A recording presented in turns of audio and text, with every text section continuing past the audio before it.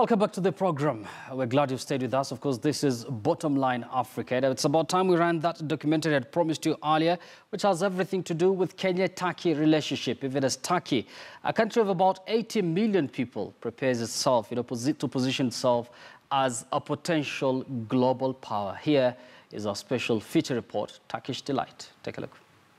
Now, first of all, I would like to stress that we see Kenya as a very strong actor and very important economic partner in Africa. And we believe that in order to move forward, first you have to define the targets. So rightfully, the two presidents set a very ambitious, but in my opinion, an achievable target. And now, when we look at the numbers, we see that we are still at the process of improving, because now our bilateral trade volume is around $150 million. So we have much to do. So what we have to do is we have to work, and we have to understand, and we have to the two countries and the two businessmen of the two countries must understand the opportunities. So our first aim is to make an awareness both in Kenya and Turkey about the two respective countries. So in this point now I understand that it is the right time to give impetus to our relations, both political and economic, because last years there were, Kenya has its electoral process, and Turkey was going through some other problems. But now we understand that now it is the high time to improve. So this economic and trade relations will be one of the points, and now we will do our utmost to achieve the target that was put forward by the two presidents.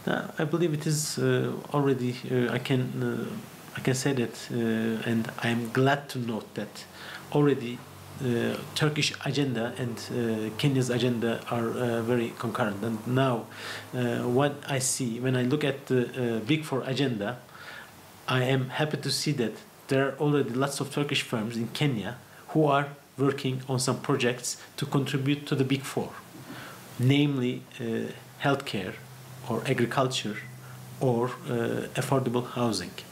So in this case, when we say win-win, we just must first of all see the priorities of each country, and as Turkey we must see how can we contribute.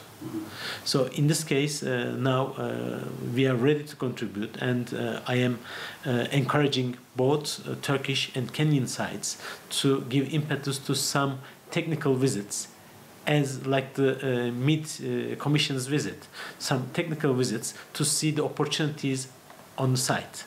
So I'm sure by following this route, then we will have the opportunity to move forward in our economic and trade cooperation. In order to summarize our relations, first of all, as you mentioned, win-win. I mean, we are here to just try to contribute to the development of African countries. Meanwhile, the Turkish private sector will have a new market. Africa has a huge market, and there's lots of potential here. So in this case, now we will be coming here as the private sector, Turkish private sector will look for some opportunities, and when they find something mutually beneficial, we will go through it, and we will try to improve our relations on that point. And as for political, we always support, we understand the problems of Africa, and we always support with our strategic partnership.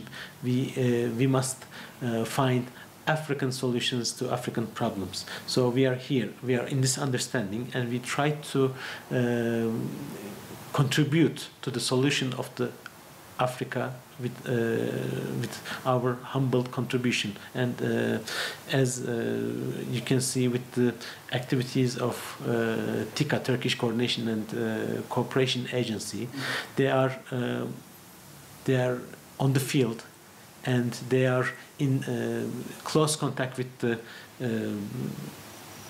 all the governorships and the counties, and they just listen to them, and on the ground we listen to their problems, and we are trying to bring our own contribution, because a stable and strong Africa is of the benefit of Turkey. Before the Meat Commission's visit, we come together with them and we discuss what can we do, what do they expect from the visit, and so they openly just tell their expectations. So we prepare the program accordingly, and that's why the visit was a success. So they were also mentioning that they were using some old equipment, so they were interested in some kind of renovating their machinery, or to buy some new machinery from Turkey. So as I mentioned, this is the win-win solution. So they need something, and they go and they understand that we can provide. So in this case, both Kenya's institutions win, and both Turkish private sector, which provides this machinery, benefits from this process. And we should not be just limit our cooperation in the agriculture sector just to maybe a Meat Commission's visit. There are lots of vast opportunities, and for example, there are many companies now in Kenya actively just working on some projects, on irrigation projects or some cotton production. So we just need, we are here, and we need just the support of the Kenyan institutions. So because we see that we can both benefit from this cooperation very much. Of course, now we are in a changing world. The realities, we have new realities. There is a new world order is rising, and one of the main principles of Turkish foreign policy is can be summarized as humanitarian foreign policy. So now we are none of the countries today are just limited to their boundaries. Everybody must look around. Now it is a global world, and we must interact, and we see how can we benefit, how can we contribute. All these points should be put into the calculations, and then as I said, we have long historical background with Africa, not from the 60s or 50s. We have centuries old historical ties.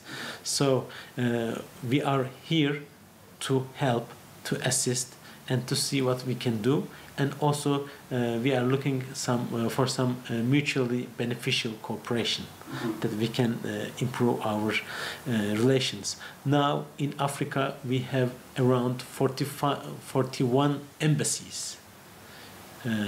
This is a sign of Turkey's interest in the continent. So we are here to develop our relations, to see what we can do, how can we develop together, how can we assist, and to make Africa a strong and a strong partner in our relations. Now, the thing that distinguishes TICA from other government institutions, they are on the field. They are just going, talking with everybody, listening to them, and they just find how can we contribute. But of course, this is not. This is something they are looking for, some sustainable cooperation. That not just an aid agency. It is for sustainable development. They go and listen to the people on the field, what they need. What is their problems? They have many fields of, how can I say, contribution. For example, they talk and they say that now there are women who need some job opportunities or something like that. So they develop some kind of projects for women empowerment. They see that there are some youth who need some, support. So they develop projects to involve youth, to make them contribute to the society. Okay, they have agriculture, but they have good fertile land, but they don't know how to, make use of it. So together with TICA, they develop projects. So with this sustainable cooperation, it just, they continue and continue. So in this way, they contribute to the,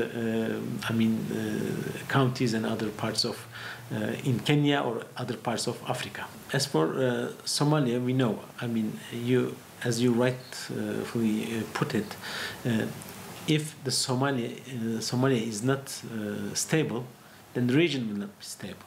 So one of the reasons why we are much interested in Somalia, that because first of all, we have a very long-rooted historical ties with Somalia, and we feel obliged to support them. The second thing is, as I put it, we have a humanitarian aspect of our relations. So we just go there to help, not just for the country itself, but for the region. And now the terrorism is the disease of our century. We must fight all together. None of the countries will be successful by trying to fight terrorism alone. It is a fight that needs international support and cooperation, and we always look at it like that. And as for we have to say that when we are contributing to the stability and security of Somalia, then we are also contributing to Kenya. We have lots of things to develop in our security cooperation with Kenya, and now we are open to contacts, and we will just encourage at any level the level of contacts to contribute to our security cooperation with Kenya. Now, this is first of all, as the governments, before developing the economic relations, before the starting point is to lay the legal foundation. So that's why we have already, initialed the double taxation agreement. Now we need to just agree on the final text, and after that it will be signed, and when it's on when it's ratified, then we will be have a better trade condition. Also, it's the same for the promotion of investments. We have already signed the agreement. Now it is the part of the parliaments that have to ratify, and then after this ratification, then we'll be able to have a much more better economic atmosphere. Okay, over now to images of the day, and it comes from Nigeria, where Nigeria's leather industry has the potential to generate over $600 million annually. But after a collapse of the manufacturing sector there in the 90s, entrepreneurs are struggling to source materials for their products. Femi Olayebe, founder of Femi Handbags and the annual leather fair, is providing a platform for designers and other industry players to showcase their work and discuss the challenges facing the industry with the aim of improving quality and growing exports.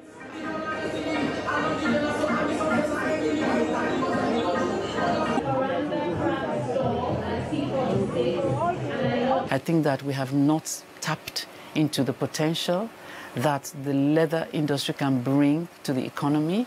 And I think that there's so much that can be done in terms of value addition to bring the leather industry even almost to a number 2 foreign exchange earner for the country. Because out there, the leather industry brings in billions and billions of dollars. And I don't see why Nigeria cannot tap into that. Well, and those images from Nigeria brings us to the end of our program tonight. Many thanks for watching. My name is Yusuf Ibrahim, but I'll leave you with our proverb of the day. Bye-bye, and have a very good night.